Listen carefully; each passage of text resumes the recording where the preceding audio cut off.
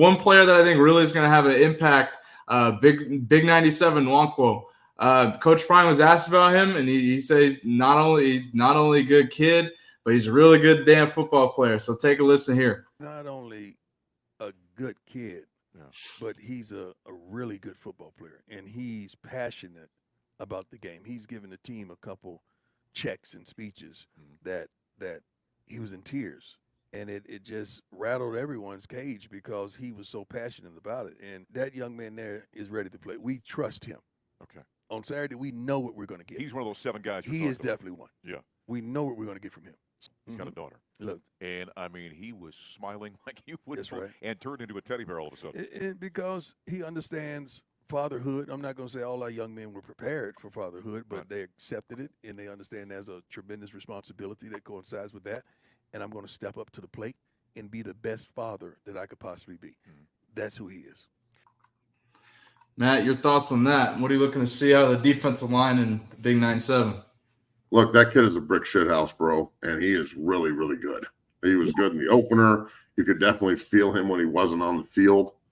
And now you could feel him when he was, because he was DDTing people at UCF, and he's a leverage monster, bro. Like, I know there's people like, well, he's not big enough to play in the NFL. Well, there's this guy named Aaron Donald who's 5'11", 6 foot. John Randall was 6 foot.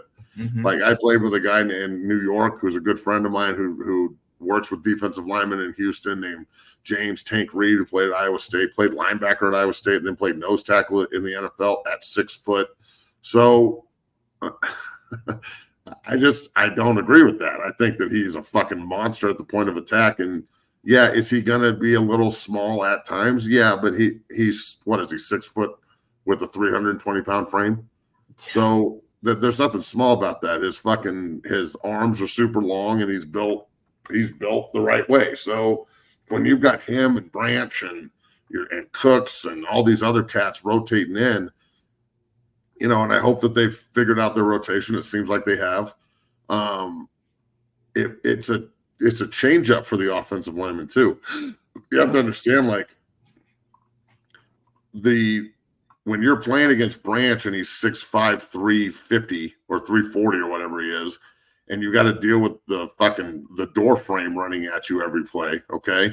And then all of a sudden 97 comes in and he's 6 foot 300 and he's getting under everybody's pads, and you got to drop your level to deal with him. And then you got to go deal with Cooks, who's a big 3 technique, who can really get after it, who's playing a lot better, bro. That kid is really, really killing it. Yeah. And it's just, you're rotating all these different guys in, and it becomes a huge pain in the ass interior-wise.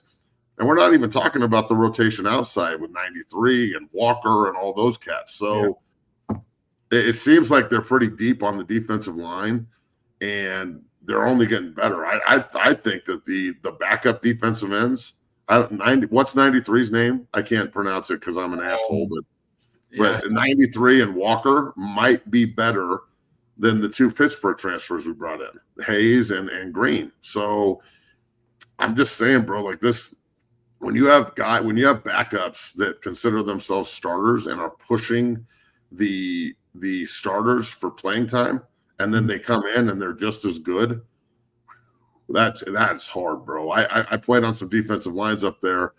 For example, in 2001, our rotation on the defensive line was me, Bannon, Brayton, Marcus Harris, DeAndre Fluellen, and that's everybody there. We were just rotating everybody through. Everybody can play every position with the exception of Bannon, and everybody's a pro.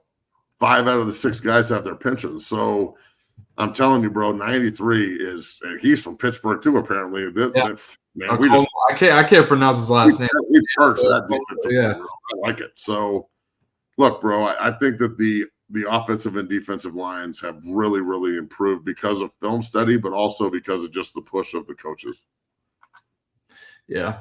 And this shirt's on the website. Head to 60strength.com and go get it. It's on there right now. It's got Mark Jones and the quote. But yeah, no, you make a hell of a point. And Matt, one thing I wanted to highlight with Big 97 Nwankwo, talk about you're 6'5", right? What's it like blocking someone that's 5'11" and has that leverage like an Aaron Donald type? You describe that from a bigger pain in the ass. It's almost even when I was playing defense, and I would play against smaller guards that were like 6'2", 6'3", 310.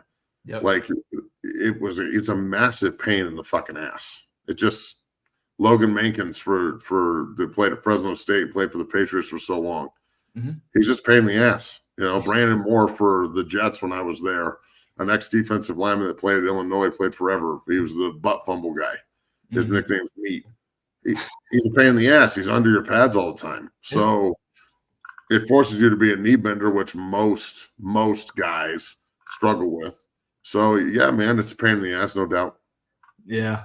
Yeah. And On both sides of the ball. I'd say that it's harder to move a defensive guy than it is an offensive guy.